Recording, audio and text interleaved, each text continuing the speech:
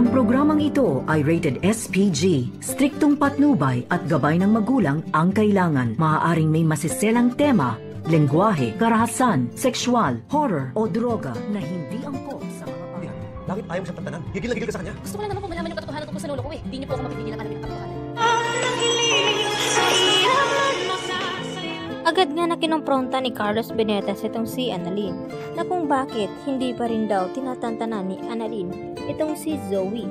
At dito naman na sinagot ni Annalyn itong si Doc Carlos at sinabi niya nga dito na hindi daw niya maintindihan itong si Annalyn at gusto lang naman daw niyang malaman ang katotohanan tungkol dito sa kanyang lolo Pepe at hindi daw niya titigilan hanggat hindi daw nila malaman ni Annalyn ang buong katotohanan, lalo na ngayon na nalaman ni Annalyn na tila may koneksyon pala itong si Carlos Benitez dito kay Zoe. Kaya mas nananaig ngayon kay Annalyn na alamin ang buong katotohanan at matyagan lahat ng kilos o galaw dito ni Zoe. Dahil lumalakas ngayon ang kutob dito ni Annalyn na may hindi pa silang alam tungkol dito kay Carlos Benitez. Lalo na ngayon na nagko-comply nga daw itong si Zoe sa lahat-lahat ng kanyang problema dito kay Doc Carlos. At naalala naman ni Zoe ang sinabi dito ni Nurse Ning na nasampal nga itong si Zoe at kitang-kita nga ni Nurse Ning. At dito naman na sinabi ni Annalyn dito kay Doc Lindon na posibilidad kaya na may koneksyon itong si Carlos Benitez dito kay Zoe. At agad nga hindi makasagot agad itong si Doc Lindon dahil alam naman niya na may koneksyon talaga itong si Zoe at itong si Doc Carlos dahil sila nga ang tunay na mag-ama. At dahil sa mga salita ni Carlos Benitez, hindi naman mapigilan ni RJ itong kanyang sarili.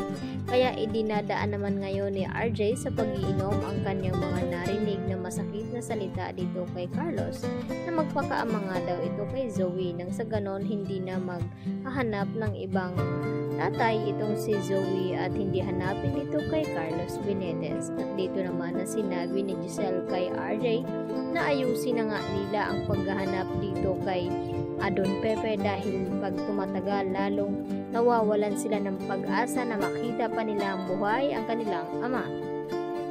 Hanggang sa nakakabalik na nga sa Apex Hospital itong si Zoe at itong si Moira at nag-uusap ang mga ito ng masinsinan tungkol sa kanilang plano dito kay RJ at Giselle na paniwalain nga nila di umano na wala silang kinalaman itong si Zoe at itong si Moira at kinakailangan galingan nga daw nila ang pag-arte na kapani-paniwala dito sa dalawa na si RJ at ito ngang si Giselle. At pumapanig naman itong si Zoe at sunod-sunuran sa lahat ng gusto ng kanyang ina na si Moira dahil ginagawa lang naman daw lahat ni Moira alang-alang dito sa kanyang anak na hindi makakalabas ang kanilang sikreto. Samantala, hindi pa rin mawala-wala kay Zoe ang kanyang konsensya na sinaktan nga nila itong si Don Pepe at tinago dahil napamahal na rin ni Zoe itong matanda at hindi naman lubos na masamang tao itong si Zoe at may natira pa rin ang kabutihan dito sa kanyang puso.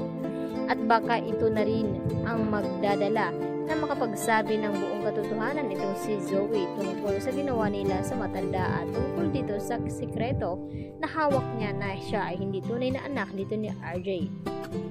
Dahil sa sinabi nga dito ni Annalyn na baka hindi kayanin ni Zoe balang araw na siya na nga mismo ang magsasabi ng katotohanan.